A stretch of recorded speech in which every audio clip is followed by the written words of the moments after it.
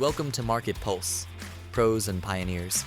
Each week, we talk with industry leaders in both marketing and entrepreneurship and business to find out all about their wins and failures in marketing.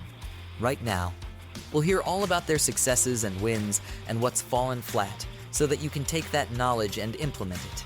Learn from the best, from the folks who've been there and done it all, as well as people just like you. Thanks for joining us. This is MarketPulse, Pros and Pioneers. Hello and welcome back to MarketPulse Pros and Pioneers podcast. This week's guest is the one and only David B. Horne. I'm going to introduce David in just a moment. If you don't know David, he's the founder of Add Then Multiply. So, where's that gone? Where's it gone? Let me try that again. Sorry. Let me introduce you to David. He's the founder of Add Then Multiply. So they're a consultancy that work exclusively with business founders who want to grow fast. I'm not going to give too much of David's background because I'd love David to tell us the story. He's also an author of a #1 Amazon best-selling book and the founder of Funding Focus, a social enterprise. So he's also got a second book that's come out, and it has a TEDx talk as well. So David, that's a phenomenal background and starting point. I'm looking forward to hearing the version of events that kind of led to all that coming to fruition for you. But just before we get started, Wonderful, thanks. I just need to do a quick thank you to our sponsors for today's show, gridbank.io. So if you're listening to this, you probably know that I'm all about building content at scale.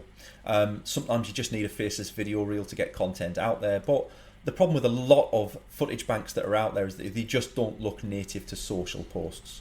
And that actually can hinder your content's performance, believe it or not. So gridbank.io is a database of endless kind of vertical, authentic video clips that are great for pumping out concepts, A/B tests, thumbnails, and creating authentic looking edits. So if you're looking to get ahead on socials without burning out your team, you can get 10% off your subscription, your annual subscription at gridbank.io with code PAUL. You'll not regret it. Honestly, it's a really cool platform and I've used it myself. I really like it. So back to you, David. Thank you very much for bearing with us. Let's start with your fun fact.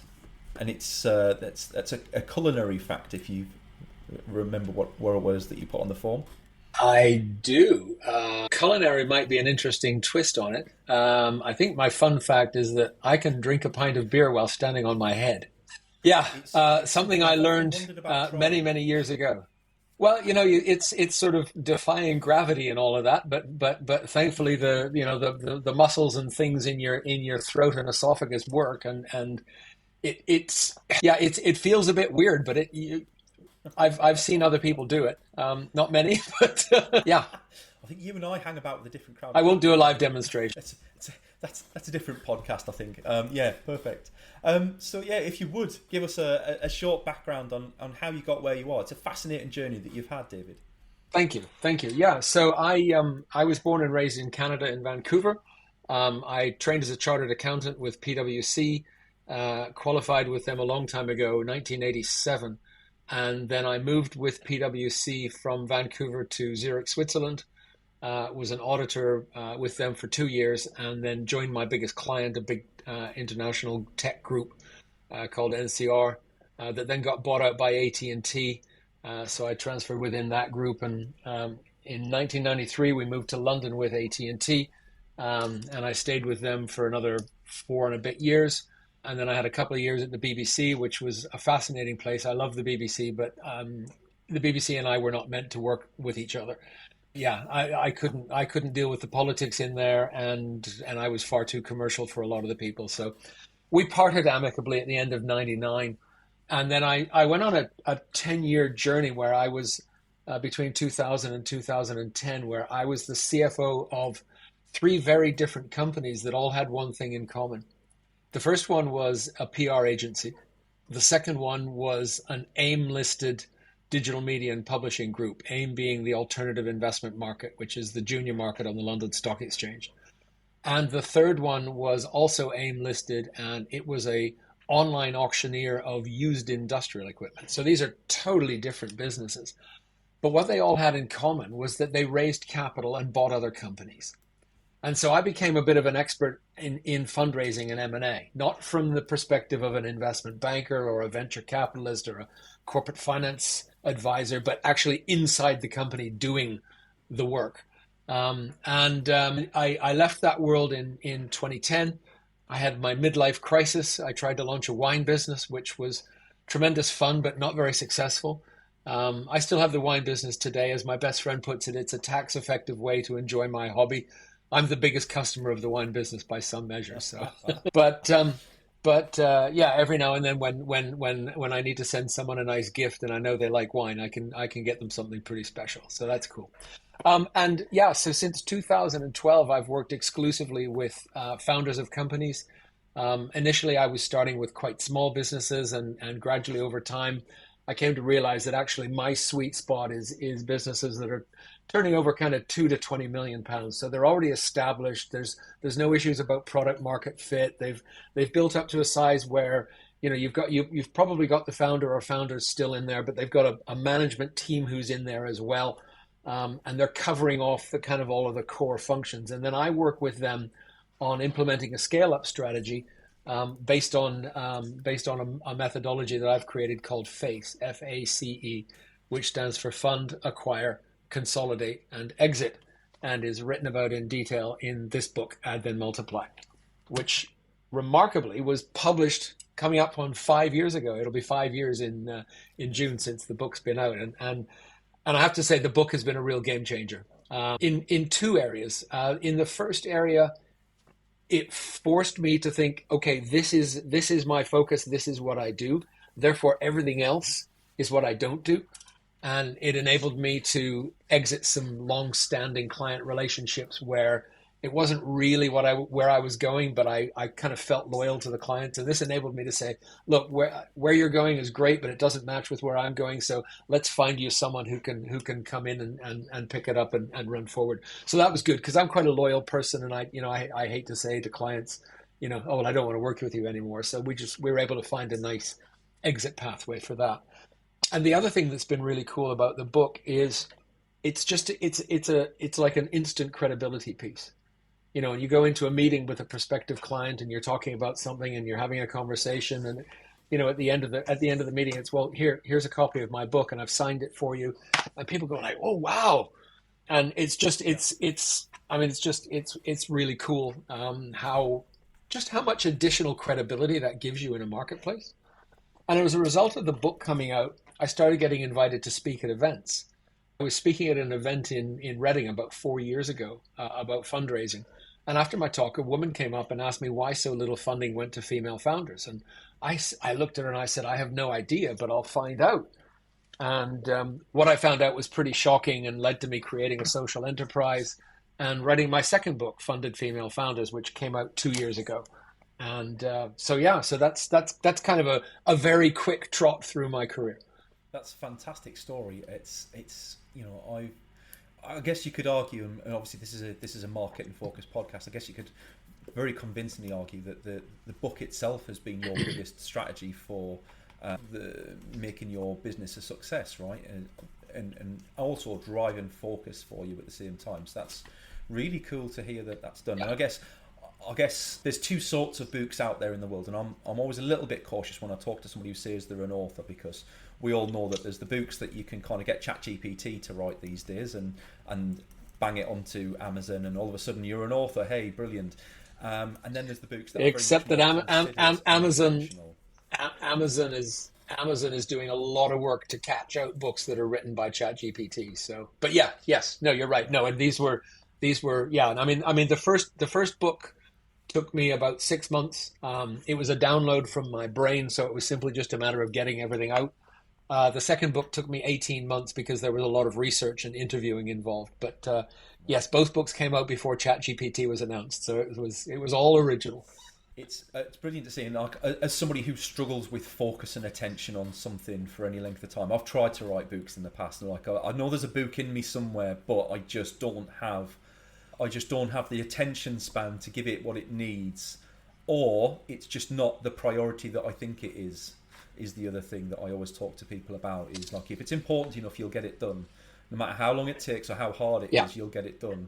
So I either haven't come Yep. across the right topic Yep. or conduit, or I really just need to book some time off to sit down and do things properly. So, but hats off, David.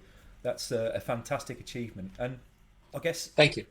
in terms of where you're at today, so then Add Then Multiply is your main consultancy business right now, okay? Is that Correct. fair? Yeah. Correct. Yeah.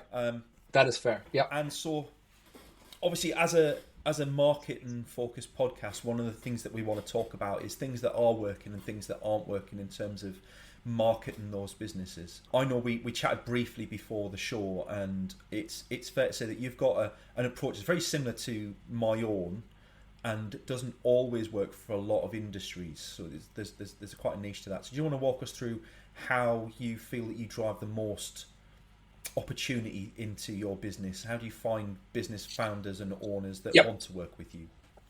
Yep, absolutely. I mean, my main kind of marketing outreach media channel is LinkedIn, and I do a lot of work on my LinkedIn to make sure that I'm constantly posting. I mean, I'm posting 3, 4, 5 times a week. I've got a newsletter now that's got nearly 3,000 followers. So one of the key things is consistently putting out content, and one of the things that really intrigues me is, I'll be at an event and I'll bump into somebody that I'm connected with, and they'll say, "Oh, I've been following all your content." And I say, "Well, why don't you hit the like button or post a comment? I mean, it's great that you're seeing it, but please engage." That's a key thing. I'm a very outgoing person, so I love going to events. I love going to networking functions. I'm a member of a couple of organizations here in London where they put on regular events that I go out and meet people, and as a result of that, I've built up a reasonably wide network.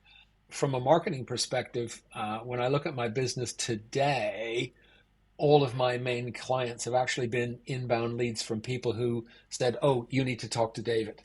And that's then when cases of wine get shipped out to people and things like that. David, I think there's a lot of businesses out there that they start out because they've got connections in the space, in the industry that they want to reach, and they know they can sell directly to their network, and then they kind of get lost in that referrals and partnerships space. People make it too hard for people to refer to them. They're not clear enough on what they do, so people struggle to refer to them. And I've just been through a course myself in strategy and partnerships. Big shout out to Dave who runs that course. It's fantastic. I think there is the LinkedIn gurus will have you believe that it doesn't work for long, and you've got to have another approach. You've got to have pay-per-click. You've got to have a really good website. You've got to be doing all these things that can become quite expensive. But the truth of the matter is, for certain businesses, this doesn't apply to every business, but certainly in the B2B space, it's very possible to have a very strong referral network. So I guess the question would be to you is, how do you go about making sure that your network understand how to market you? Because that's effectively what they're doing, right? Yeah, what a good question. I couldn't honestly say that I've set a fixed strategy on how to do that. What I do, and this is something that I learned from a previous client who was one of the clients that was in that bit that didn't fit with where I'm going. But what I learned from the founder of that business is when I'm meeting somebody new, as the conversation evolves and develops and it looks like there might be something going on, one of the first questions I ask is, what kind of stuff can I refer to you? Yes. So I'm already giving before there's anything happening. And I find that really helps to open a relationship. And it's, like I remember on a number of occasions with this particular chap, and I would introduce him to someone that was in my network, and then he would go out and reach out to them, and then I'd speak to the people in my network, and they'd say, "Yeah, it was amazing." His first question was, "Well, what can I do to help bring business to you?" As opposed to, "Hey, this is what I do, please buy it." So I've adapted that. And it's sort of the old givers get kind of thing. Again, sorry, I think I've got a little bit of lag. Edit. Yeah, no. I was just going to say, so edit.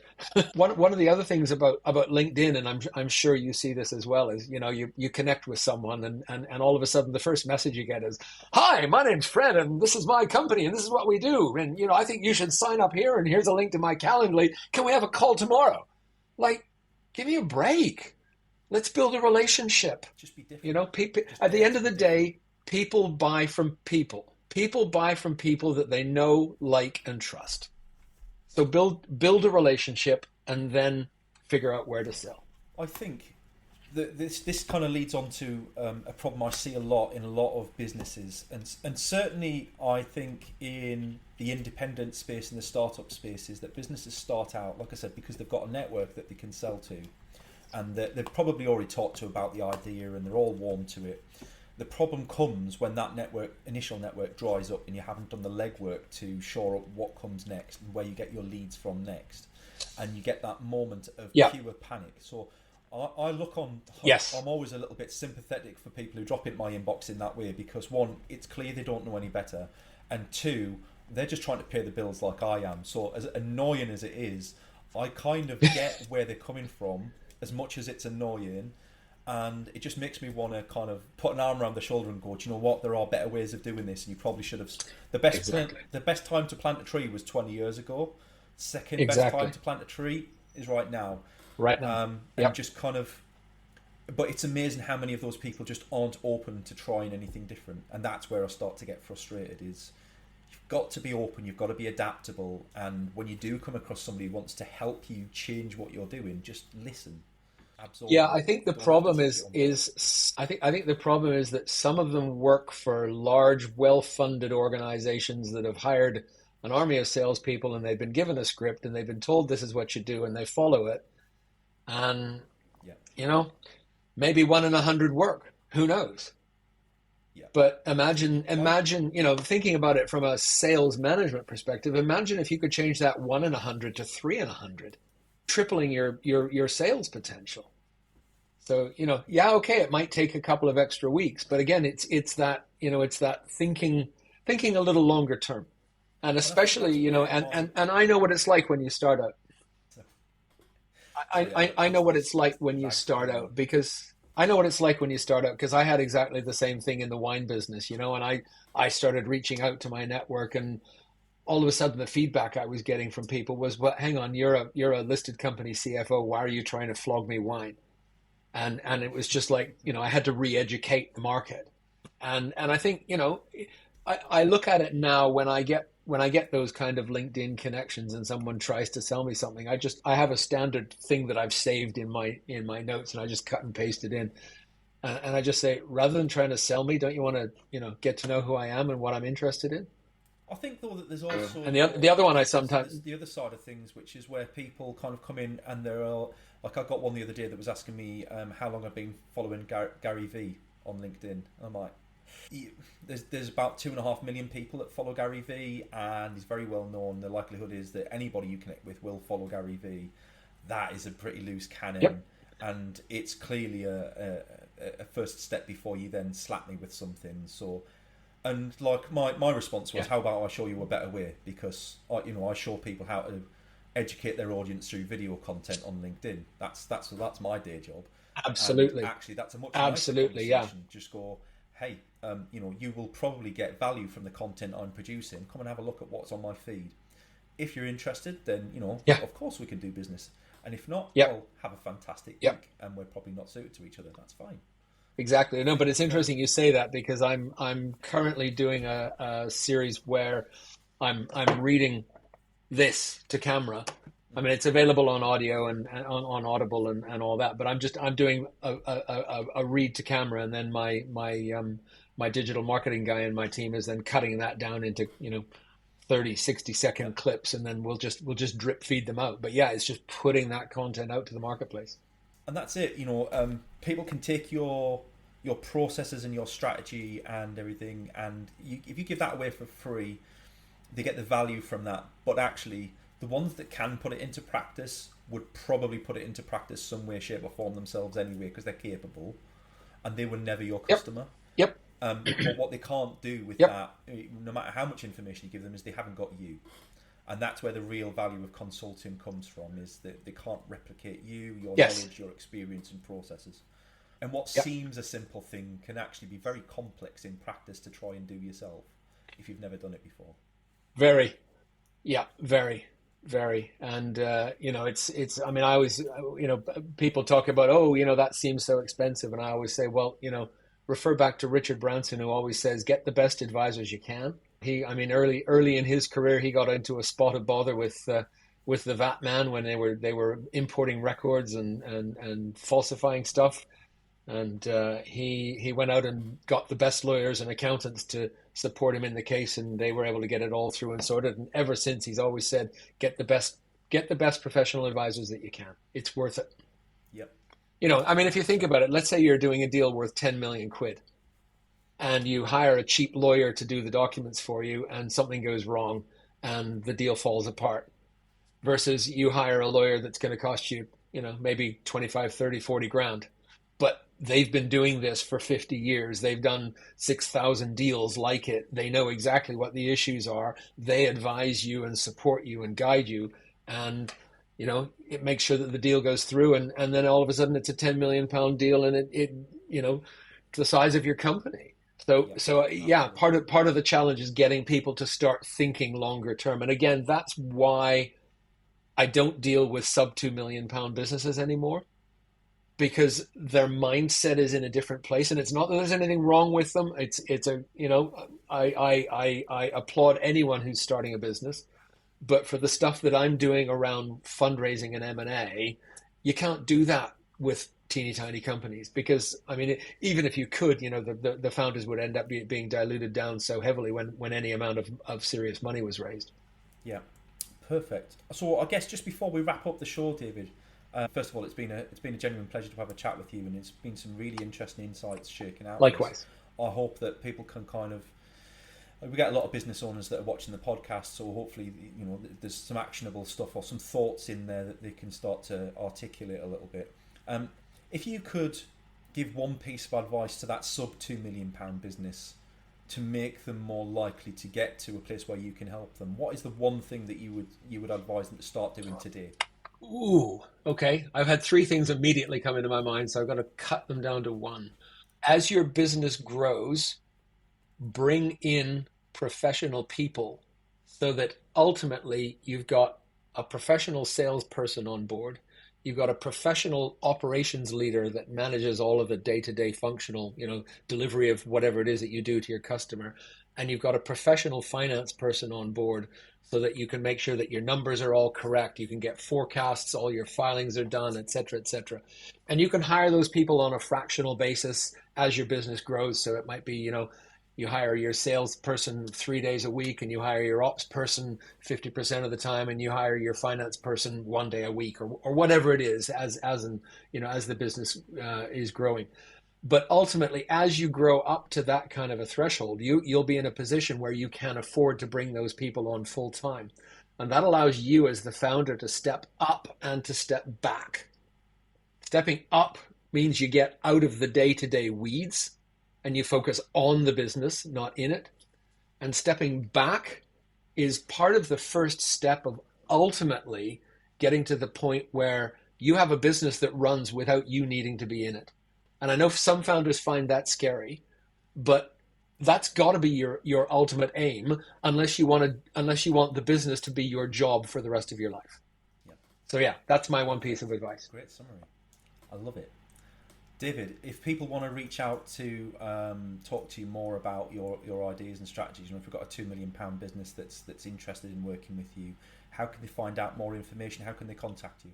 Yeah, so on my website, addthenmultiply.com, so just like the name of the book, which is also the name of the company, so addthenmultiply.com, and there's a contact page, or on LinkedIn, David B. Horne, just say that you saw me on the podcast, and I will happily connect with you. As long as it's not combined with a pitch slap, right? Fantastic. All right. Thanks very much. Thanks for joining us for the show this week, if you're listening along. And we will see you next week for another exciting guest. Thank you. Thanks for joining us for today's show. Hope you enjoyed it. If you would like to feature on a future show, or you've got some ideas for folks who would make a great guest, please drop us a line. The contact details are in the show notes. We'd love to hear from you. Your host today was Paul Banks, founder at Javelin Content Management. Javelin specializes in helping busy business owners just like you to repurpose video content, taking all the stress and tech problems away, and turning your long-form video into literally hundreds of pieces of content without breaking the bank. If you want to launch your personal brand, become the vendor of choice for your audience, or maximize your sales revenue impact, we'd love to hear from you. Join us next week for the next episode, and don't forget to give us a subscribe and a review. Our podcast is only possible with your support. Thanks for joining us for today's show. Hope you enjoyed it. If you would like to feature on a future show, or you've got some ideas for folks who would make a great guest, please drop us a line. The contact details are in the show notes. We'd love to hear from you. Your host today was Paul Banks, founder at Javelin Content Management. Javelin specializes in helping busy business owners just like you to repurpose video content, taking all the stress and tech problems away, and turning your long-form video into literally hundreds of pieces of content without breaking the bank. If you want to launch your personal brand, become the vendor of choice for your audience, or maximize your sales revenue impact, we'd love to hear from you. Join us next week for the next episode, and don't forget to give us a subscribe and a review. Our podcast is only possible with your support.